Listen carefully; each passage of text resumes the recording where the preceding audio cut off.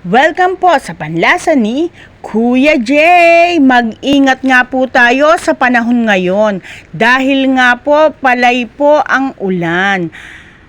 At ganito nga po ang aming nararanasan. Napalala nga po ng palala ang aming sitwasyon dito po yan sa Barangay Prances.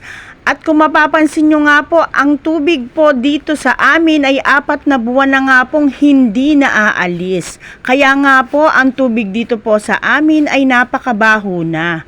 At napakadami na nga rin pong naaapektuhan. Kagaya nga po yung pong mga namamasada dito po sa amin. Yung pong mga estudyante, wala na nga pong mga pasok. Yung pong mga nagtatrabaho, kagaya po namin na mga nagninegosyante.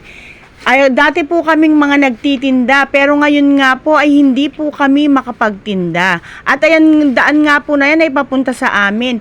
At mag-ingat nga po tayo dahil po yung daanan sa amin ay sobra na nga pong dulas. Dahil nga po napakadami na nga pong lumot. Ayan po, o kung mapapansin nyo po, araw-araw po ganito po ang aming kinakaharap. Ang aming pong mga bahay na pinangarap ay mga sira na po, at mag-ingat po tayong lahat ngayon.